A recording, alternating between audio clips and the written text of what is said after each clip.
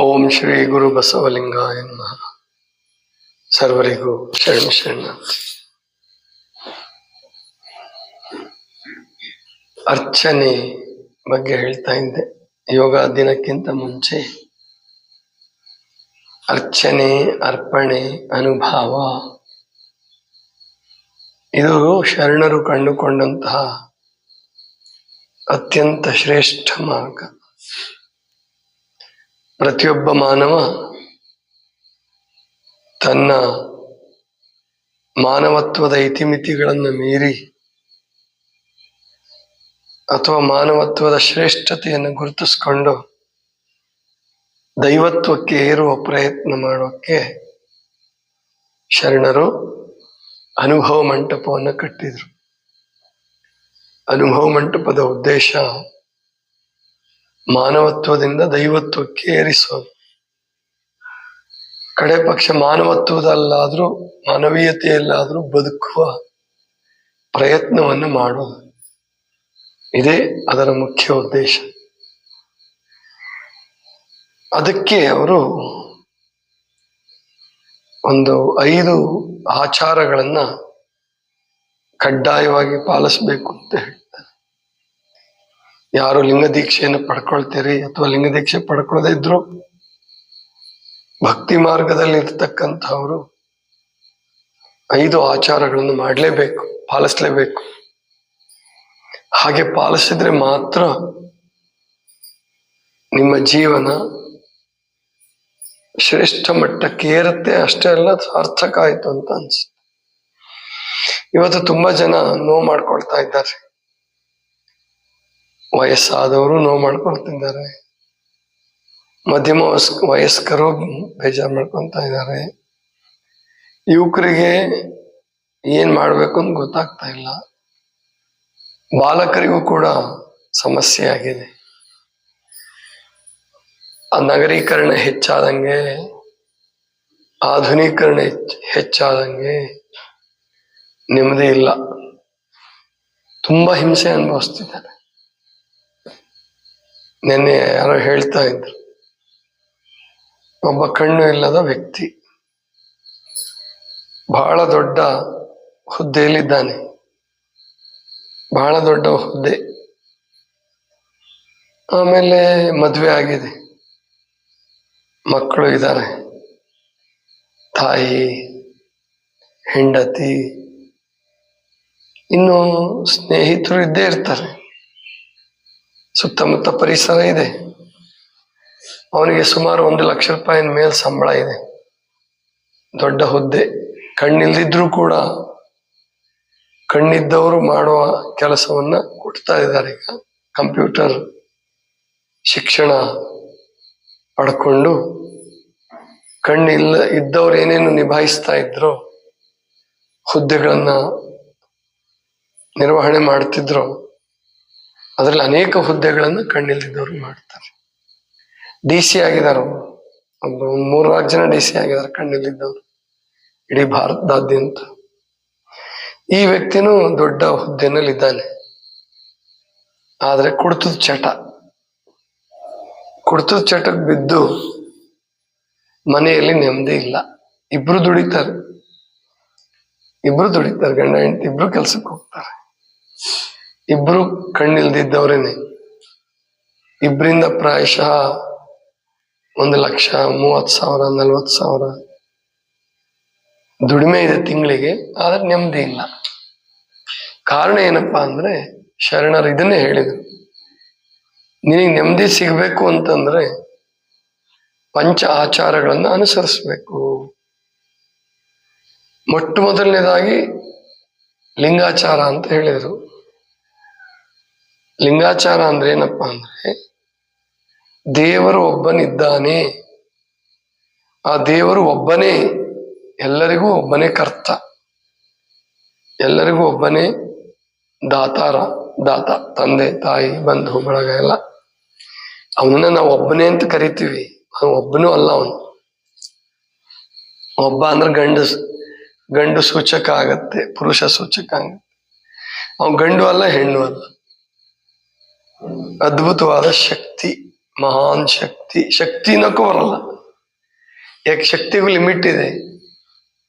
ಈ ಶಕ್ತಿಗೆ ಶಕ್ತಿ ಆಗಿರತಕ್ಕಂಥವನು ದೇವರು. ಅವನನ್ನ ನಾವು ಪ್ರತಿಯೊಬ್ಬರು ಆರಾಧಿಸ್ಬೇಕು, ಇಲ್ಲ ಪ್ರಾರ್ಥಿಸಬೇಕು, ಇಲ್ಲ ಧ್ಯಾನಿಸ್ಬೇಕು, ಏನಾದ್ರೂ ಒಂದು ಮಾಡ್ಬೇಕು. ಆವಾಗ ಕೆಟ್ಟ ಮಾರ್ಗಕ್ಕೆ ಹೋಗ್ಬೇಕು ಅಂತ ಅನ್ಸಲ್ಲ. ಅಲ್ಲಿ ಅವನಿಗೇನಾಗಿದೆ, ದೇವ್ರ ಬಗ್ಗೆ, ಮತ್ ಕುಡುಕರಿಗೆ ದೇವ್ರ ಬಗ್ಗೆ ವಿಶ್ವಾಸ ಇರಲ್ಲ, ಇರುತ್ತೆ. ಇನ್ನು ಜಾಸ್ತಿ ಭಕ್ತಿ ಮಾಡ್ತಾರ ಅವ್ರು, ಕಂಡ್ಕಂಡದಕ್ಕೆಲ್ಲ ನಮಸ್ಕಾರ ಮಾಡ್ತಾರೆ, ಅದು ಪ್ರಯೋಜನ ಇಲ್ಲ. ಕಂಡ್ಕಂಡದಕ್ಕೆಲ್ಲ ನಮಸ್ಕಾರ ಮಾಡೋದು, ದೇವರಾಣೆ ಕುಡಿಯಲ್ಲ ಅಂತ ಬಿಡೋದು, ಬಿಟ್ಟಂಗ್ ಮಾಡೋದು, ಮತ್ ಕುಡಿಯೋದು, ಇದರಿಂದ ಏನು ಪ್ರಯೋಜನ ಆಗಲ್ಲ. ಪರಮಾತ್ಮನನ್ನ ಆಶ್ರಯಿಸಬೇಕಾದ್ರೆ ಬುದ್ಧಿಪೂರ್ವಕವಾಗಿ, ಪ್ರಜ್ಞಾಪೂರ್ವಕವಾಗಿ ನಮ್ಮ ಜೀವನವನ್ನ ನಿಯಂತ್ರಿಸ್ತಕ್ಕಂತಹ, ನಮ್ಮ ಜೀವನದ ಆಗು ಹೋಗುಗಳಿಗೆ ಮುಖ್ಯಸ್ಥನಾದಂತಹ ಕರ್ಮಕರ್ತೃ, ಕರ್ಮಾಧ್ಯಕ್ಷ ಆ ಪರಮಾತ್ಮ ಒಬ್ಬ ಇದ್ದಾನೆ ಅಂತ ನಾವು ಮೊದಲು ಶರಣರು ಹೇಳಿದ್ರು. ಅದನ್ನ 28 ಆಕಾರಗಳಲ್ಲಿ ಪೂಜೆ ಮಾಡಬೇಡಿ. ಒಂದೇ ಒಂದು ಆಕಾರ, ವಿಶ್ವದ ಆಕಾರ. ವಿಶ್ವ ಪರಮಾತ್ಮನ ಮನೆ, ವಿಶ್ವ ಪರಮಾತ್ಮನ ದೇಹ. ಆದ್ರಿಂದನೇ ನಾವು ಧರಿಸ್ತಕ್ಕಂಥ ಲಿಂಗ ಅದು ಗೋಲಾಕಾರವಾಗಿದೆ. ಗೋಲಾಕಾರವಾಗಿದೆ, ಅದ್ಭುತವಾದ ತತ್ವ. ಇನ್ನು ಆ ಪರಮಾತ್ಮನನ್ನು ಆಶ್ರಯಿಸಿದ್ರೆ ಇದೆಲ್ಲ, ಈ ಕುಡಿತದ ಚಟ ಯಾಕೆ ಅವ್ರು ಕಲಿತಾರೆ ಅಂದ್ರೆ, ನಾನು ಗಳಿಸ್ತಾ ಇದ್ದೀನಿ, ಆಮೇಲೆ ಪೂಜೆ, ಪ್ರಾರ್ಥನೆ, ಧ್ಯಾನ ಏನು ಮಾಡಲ್ಲ. ಮನಸ್ಸಿಗೆ ಯಾವ್ದಾದ್ರು ಒಂದು ಖುಷಿ ಬೇಕಲ್ಲ. ಈಗ ನೆನ್ನೆ ಪಾದಯಾತ್ರೆ ಮಾಡಿದ್ವಿ, ಮೊನ್ನೆ ರಾತ್ರಿ ಪಾದಯಾತ್ರೆ ಹೋದ್ವಿ, ನೆನ್ನೆ ಬೆಳಗ್ಗೆ ಎಂಥ ಆನಂದ ಪಡ್ತಿದ್ರು ನಿದ್ದೆ ಮಾಡಿ ಮಾಡಿ ಮಾಡಿ. ಅದ್ರ ಮಹಿಮನೆ ಇವತ್ತಿಗೆ ಅನೇಕ ಜನ ಪ್ರಾರ್ಥನೆಗೆ ಬಂದಿಲ್ಲ. ನಾವು ಪ್ರಾರ್ಥನೆಗೆ ಬಂದಾಗ ಒಬ್ರು ಇರ್ಲಿಲ್ಲ. ಅದು ತಪ್ಪಲ್ಲ, ಇರ್ಲಿ, ಸಾಹಸ ಮಾಡಿದೀರ. ಜಾಗರಣೆ ಜೊತೆಗೆ 20 ಕಿಲೋಮೀಟರ್ ಪಾದಯಾತ್ರೆ, ಅದು ನಮ್ಮ ಹಿರಿಯರು ಈ ಥರದಕ್ಕೆ ಇದನ್ನೇ, ಹಿಂಗ್ ಶ್ರಮ ಆಗ್ಬೇಕು, ಜಾಗರಣೆ ಆಗ್ಬೇಕು. ಆವಾಗ ಈ ಆನಂದ ಸಿಕ್ಕತ್ತಲ್ಲ, ಆ ನಿದ್ದೆ ಮಾಡಿ ಎದ್ದಾಳ್ತಿರಲ್ಲ, ಅವ್ರಿಗೆ ಯಾವ ಚಟಕ್ಕೂ ಬೀಳ್ಬೇಕಂತ ಸಾಧ್ಯವೇ ಇಲ್ಲ. ಅಷ್ಟು ಆನಂದ ಪೂರ್ವಕ, ಆನಂದ ಭರಿತವಾದ ನಿದ್ರೆ ಆಗಿರ್ತದೆ. ಮನಸ್ಸು ತನ್ನ ಮೂಲವನ್ನ ಮುಟ್ಟಿದ್ರೆ ನಿದ್ದೆ ಒಳಗಡೆ, ಅಂದ್ರೆ ಸುಷುಪ್ತಾವಸ್ಥೆ ಅಂತ ಕರಿತೀವಿ ಅದಕ್ಕೆ. ಮನಸ್ಸಿನ ಸಾಮಾನ್ಯ ರೂಪ ಜಾಗೃತ ಅವಸ್ಥೆ, ಎರಡನೇದು ಸ್ವಪ್ನಾವಸ್ಥೆ. ದಿವಸ ನಿದ್ದೆ ಮಾಡ್ತಿರಲ್ಲ, ಅದು ಸ್ವಪ್ನಾವಸ್ಥೆ. ಅದೇನಷ್ಟು ಬಹಳ ಜನರಿಗೆ, ಎಲ್ಲೊಬ್ಬೊಬ್ಬರಿಗೆ ಒಳ್ಳೆ ನಿದ್ದೆ ಬರುತ್ತೆ, ಇಲ್ಲಿದ್ರೆ ಬಹಳ ಜನರಿಗೆ ಸರಿಯಾಗಿ ನಿದ್ದೆ ಬರಲ್ಲ, ಸ್ವಪ್ನಾವಸ್ಥೆಯಲ್ಲೇ ಇರುತ್ತೆ, ಸುಮ್ಮನೆ ಮಲ್ಕೊಂಡಿರ್ತಾರಷ್ಟೆ. ಇಂತಹ ಕೆಲವು ಕ್ರಿಯೆಗಳನ್ನು ಮಾಡಿದಾಗ, ಸಾಧನಾ ಪದ್ಧತಿಗಳನ್ನು ಮಾಡಿದಾಗ ಅದು ಸುಷುಪ್ತ ಅವಸ್ಥೆಯನ್ನು ಮುಟ್ಟುತ್ತೇನೆ ಮನಸ್ಸು. ಅದಕ್ಕೆ ನಮ್ಮ ಅಭಿಷೇಕ ಬಂದಿದಲ್ಲ, ರಾತ್ರಿವರೆಗೂ ಏನು ತಗೊಂಡು ಇಲ್ಲ, ಜ್ಯೂಸು ತಗೊಂಡಿಲ್ಲ, ಏನು ತಗೊಂಡಿಲ್ಲ, ಸುಮ್ಮನೆ ಮಲಗೋದು 8 ತಾಸು 10 ತಾಸು. ಅದು ಅನಾರೋಗ್ಯಕರ ಅಲ್ಲ. ಅದು ರಾತ್ರಿ ನಿದ್ದೆ ತಡೆದು ಇಂತಹ ಒಂದು ಆಧ್ಯಾತ್ಮಿಕ ಚಟುವಟಿಕೆಗಳಲ್ಲಿ, ಅಥವಾ ಏನು ಸಾಧನಾ ಪದ್ಧತಿ ಅಂತ ಕರೆಯೋಣ ಇದನ್ನ, ತೊಡಕೊಂಡು ಮರುದಿವಸ ಏನ್ ನಿದ್ದೆ ಮಾಡ್ತಿರಲ್ಲ, ಅದು ನಿಮಗೆ 1 ತಿಂಗಳ ಶಕ್ತಿಯನ್ನು ಕೊಡುತ್ತೆ. ಹೇಳ್ತಾ ಇದ್ರು ತನುಕುಮಾರ್ ಅವ್ರಲ್ಲ, ಬೆಂಗಳೂರಿಂದ ಯಾಕೆ ಬರ್ತಾರೆ ಮತ್ತ ಅವ್ರು, ಇನ್ಮೇಲೆ ನಾವು ತಪ್ಸಲ್ಲ, ಮುಂದಿನ ತಿಂಗಳು ಬರ್ತೀವಿ ಅಂತ ಹೇಳೋದು. ತುಂಬಾ ಸಂತೋಷ ಆಯ್ತು ನಮಗೆ. ಆ ನಿಶ್ಚಿಂತತೆ, ಆ ಒಂದು ಆಳವಾದ ನಿದ್ರೆ, ಆಮೇಲೆ ನಿರ್ಭಯ, ನಿರಾಶೆ. ಈಗ ಅವನ್ 2 ದಿವಸ ಸಮಯ ಕೊಡ್ಬೇಕಾದ್ರೆ, ಅಯ್ಯೋ ನಮ್ದು ಎಲ್ಲಿ ದುಡಿಯೋದು ನಿಂತು ಹೋಗ್ಬಿಡುತ್ತೋ, ಕಾಯಿಲೆ ಆದಾಗ ಅದಕ್ಕಿಂತ ಜಾಸ್ತಿ ನಿಲ್ಸಿರ್ತಾರೆ, ಗೊತ್ತಾಯ್ತಲ್ಲ. ಇದೆಲ್ಲ ಮಾಡೋದ್ರಿಂದ ಕಾಯಿಲೆನೂ ಆಗೋದಿಲ್ಲ. ಇದನ್ನ ಅನುಭವಿಸ್ತೇ ಹೋದಾಗ ಅವ್ನು ಕುಡಿತ ಚಟ ಬಲಿ ಆಗ್ತಾನೆ. ಇದೇ ಲಿಂಗಾಚಾರದಲ್ಲಿ ಬರ್ತಕ್ಕಂಥದ್ದು ಏನಪ್ಪಾ ಅಂದ್ರೆ, ನಮ್ಮ ಗುರಿ ಪರಮಾತ್ಮ ಆಗ್ಬೇಕು. ನಮ್ ಗುರಿ ಹಣ ಅಲ್ಲ, ನಮ್ ಗುರಿ ನೌಕರಿ ಅಲ್ಲ, ನಮ್ ಗುರಿ ಹೆಂಡತಿ ಮಾಡ್ಕೊಳ್ಳೋದು, ಮಕ್ಳು ಮಾಡ್ಕೊಳ್ಳೋದು, ಅದು ಕೊನೆ ಗುರಿ ಅಲ್ಲ. ಅವು ಜೀವನಕ್ಕೆ ಅವೆಲ್ಲ ಬೇಕು ಬೇಡ ಅಂತಲ್ಲ. ಆದ್ರೆ ಅದನ್ನೇ ಪರಮ ಗುರಿಯಾಗಿ ಇಟ್ಕೊಂಡ್ರಿ, ಕೊನೆ ಗುರಿಯಾಗಿ ಇಟ್ಕೊಂಡ್ರೆ ನೀವು ಕೆಳಗೆ ಬೀಳಲೇಬೇಕು, ಅವಾಗ ಚಟಕ್ಕೆ ಬೀಳಲೇಬೇಕು, ಅಥವಾ ಇನ್ನೇನು ದುರಾಸೆಗೆ ಬೀಳಲೇಬೇಕು, ಅಥವಾ ಜಗಳ ಆಡ್ಲೇಬೇಕು, ಕೋರ್ಟ್ಗೆ ಹೋಗ್ಲೇಬೇಕು, ದುಡ್ಡು ಯಾವ್ದೋ ರೂಪದಲ್ಲಿ ಹಾಳು ಮಾಡ್ಲೇಬೇಕು. ಅದ್ರ ಬದಲು ಇದು ನಂದಲ್ಲ, ಇದು ಪರಮಾತ್ಮನದು. ಪರಮಾತ್ಮ ನನಗೊಂದು ಅವಕಾಶ ಕೊಟ್ಟಿದ್ದಾನೆ ಸಾಧನೆ ಮಾಡಲಿಕ್ಕೆ, ಜೀವನ ಆನಂದ ಮಾಡ್ಕೊಳ್ಳೋದಕ್ಕೆ ಒಂದು ಅವಕಾಶ ಕೊಟ್ಟಿದ್ದಾನೆ. ಮತ್ತು ನಾನು ಎಲ್ಲರ ಜೊತೆಗೆ ಹಂಚ್ಕೋಬೇಕು. ಹೆಂಡತಿಗೂ ಸೇರಿದಂತಹದ್ದು, ಮಕ್ಕಳಿಗೂ ಸೇರಿದಂತಹದ್ದು ನನಗೆ ಬರ್ತಕ್ಕಂಥ ಸಂಬಳ ಅಂತ ಭಾವನೆ ಬಂದಾಗ ಅವನ ದುಶ್ಚಟಕ್ಕೆ ಬೀಳಲ್ಲ. ನಂದು, ನಾನೇನಾರು ಮಾಡ್ತೀನಿ ಅನ್ನೋ ಭಾವ ಬಂತಂದ್ರೆ ಅವನು ಹಾಳಾಗ್ತಾನೆ. ಅದಕ್ಕೆ ಶರಣರು ಪಂಚ ಆಚಾರಗಳನ್ನು ಎಷ್ಟು ಮಟ್ಟಿಗೆ ಅವರು ಕಡ್ಡಾಯಗೊಳಿಸಿದ್ರಂದ್ರೆ, ನೀನು ಲಿಂಗಾಚಾರಿ ಆಗದೆ ಹೋದ್ರೆ ನಿನ್ನ ಮಾರ್ಗಕ್ಕೆ ಬೇಡ, ನಾನು ನಿಮ್ಮ ಮಾರ್ಗಕ್ಕೆ ಬರಲ್ಲ, ನೀನ್ ನಮ್ಮ ಮಾರ್ಗಕ್ಕೆ ಬೇಡ. ದೀಕ್ಷೆ ತಗೊಳಲ್ವಾ ನೀನು, ಇಷ್ಟಲಿಂಗ ಧರಿಸಲ್ವಾ, ಬೇಡಪ್ಪ ನಿನ್ ಸಹವಾಸ ಬೇಡ. ಯಾಕೆ? ನಿನಗೆ ಪರಮಾತ್ಮನ ಮೇಲೆ ವಿಶ್ವಾಸ ಇಲ್ಲ. ಅಲ್ಲಿ ಆಗಿನ ಕಾಲದಲ್ಲಿ, ಈಗಲ್ಲ. ಈಗ ನಾವೇನ್ ಹೇಳ್ತೀವಿ, ನೀವು ಇಷ್ಟಲಿಂಗ ಧರಿಸ್ಬೇಕು ಅಂತ ನಾವು ಕಡ್ಡಾಯ ಮಾಡಿಲ್ಲ. ಯಾಕೆ ಮಾಡಿಲ್ಲ ಅಂದ್ರೆ, ಮೊದಲು ಆರೋಗ್ಯಕ್ಕಾಗಿ ಬನ್ನಿ ಸಮೀಪ. ಈಗ ಬರೋದೇ ಇಲ್ಲ. ಧರ್ಮ ದೇವರು ಅಂತಂದ್ರೆ ಜನ ಬರೋದೇ ಇಲ್ಲ. ಆವಾಗ ಆರೋಗ್ಯ ಮೊದಲು ಗುರಿಯಾಗಿಟ್ಕೊಳ್ಳಿ. ಆನಂದ, ಔಷಧಿ ಮಾತ್ರೆಗಳಿಂದ ಆರೋಗ್ಯ ಕಾಪಾಡ್ಕೊಳ್ಳಿ ಅಂತ ನಾವು ಹೇಳಿದಾಗ, ಇನ್ನೊಂದು ರೂಪದಲ್ಲಿ ನಿಮಗೆ ಆಧ್ಯಾತ್ಮಿಕದ ಕಡೆ ಕರಾಗ್ದಂಗೆ. ಭಜನೆ ಮಾಡುತ್ತಾ ಕೂಡ್ತಿದ್ರು ಹಿಂದೆ.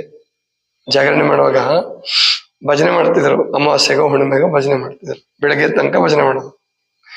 ಈಗ ಭಜನೆ ಮಾಡಕ್ ನಮಗೆ ಬರಲ್ಲ, ಅಥವಾ ಭಜನೆ ಮಾಡ್ತಾ ಮಾಡ್ತಾ ಹಂಗೆ ನಿದ್ದೆ ಹೋಗ್ಬಿಡ್ತಾರೆ.